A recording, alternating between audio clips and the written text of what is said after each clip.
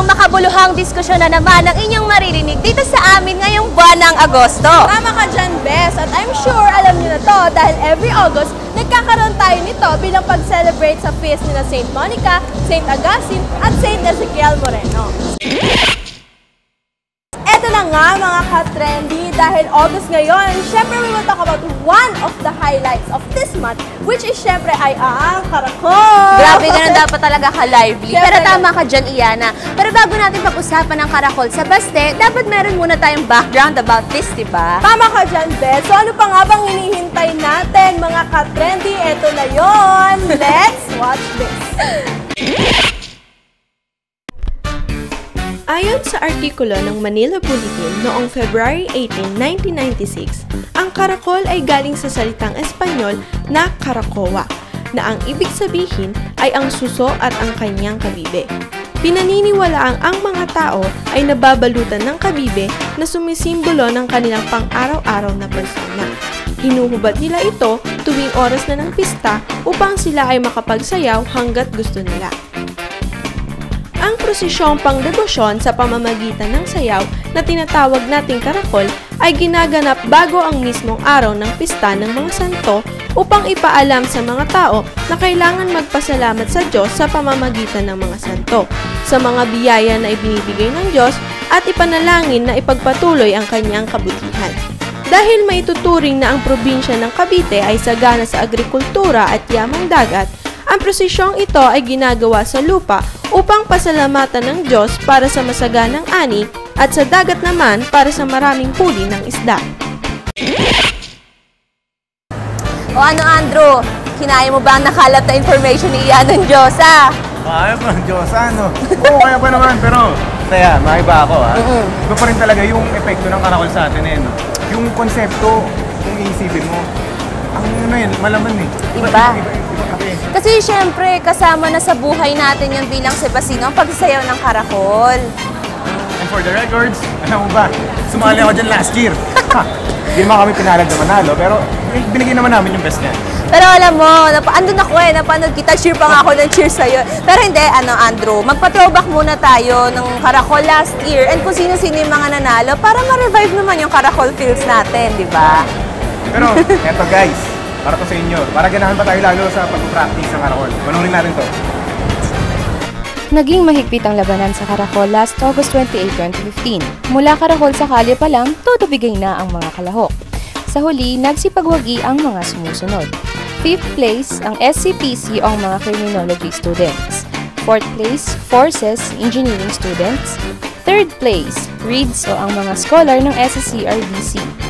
2nd place naman ang high school department at ang 1st place o champion ay ang grade school department. Grabe, na-miss ko talaga ang paggawa ng props, pag-assist sa mga karakolers, especially ang pag-makeup sa kanila. Ba, ako personally, na-miss ko yung karakol mismo. Kasi, lalo na yung practice, kasi andun yung tawanan, kulitan, chismisan, syempre. At syempre, mas na-miss yung contest na mismo talaga. Alam mo yun, yung kabadong-kabado ko kasi ayaw magkamali. Kasi once na nagkamali ka, wala na. Wala namang bago. Ayun, yung pa masisisi sa bandang dulo. Teka, Andrew. Parang nilamong ka na ng sistema ng pag-ibig. Karakol to. Hindi to love life mo, ha? Joke lang yun. Pero syempre, ito. Iba naman kasi ang kasi ang nagagawa sa kalooban natin ng karakol, di ba? Kaya ito naman, naganap tayo ng ng mga matagalan nagkakarakol dito sa Baste. Di ba ninyo? Dahil dyan, panoorin natin kung paano nakatulong ang karakol sa kanila at paano na-touch ang mga buhay nila. Wow, inspiring. Yeah, let's watch this. First year ko, kaya ako sumali ng karakol is to try kung ano ba yung karakol sa San Sebastian.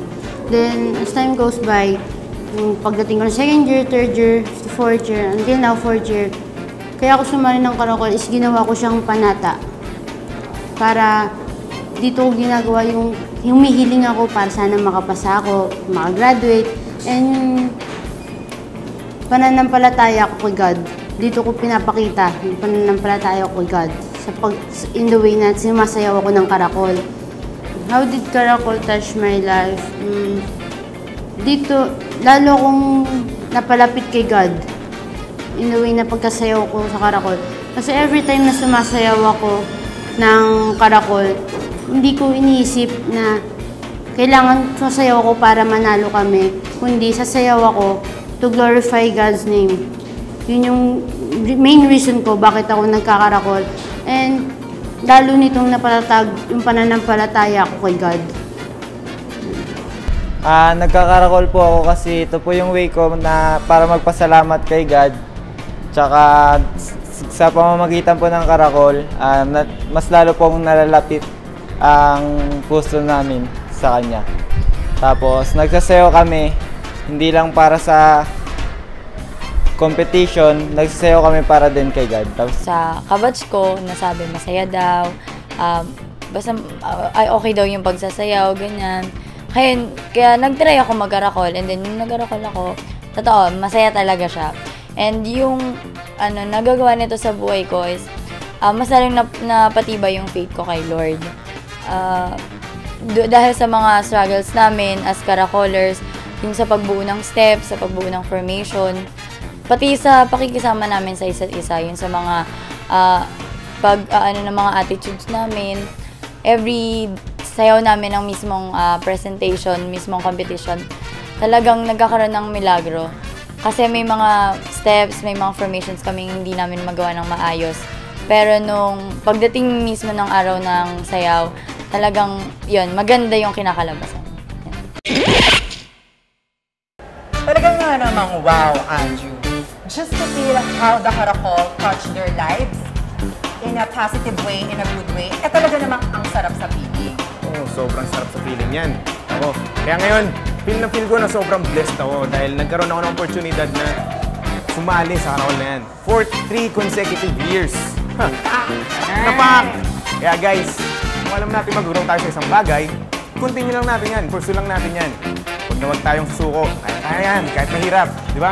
Oo. At dahil dyan, nagpapasalamat kami sa inyo sa panonood nyo ng episode ng Ang Trendy ngayon. At sana we have touched your lives also sa pamamagitan ng mga impormasyong na ibahagi namin sa inyo. At ako, ang nag-iisang B ng Trendy ngayon, ng Baste TV. Oo, hindi ka nakakamali. Ako, sino, at your service. You know? And for more updates about what's happening here in Baste, follow our Facebook page. That's facebook.com/BasteTVCavite. And for our Instagram account at BasteTV Cavite. Sa ngalan ni Ian at Julina, ako si Andrew, the one and only Zac Efron ng Baste TV. At ito ang Ang Trendy.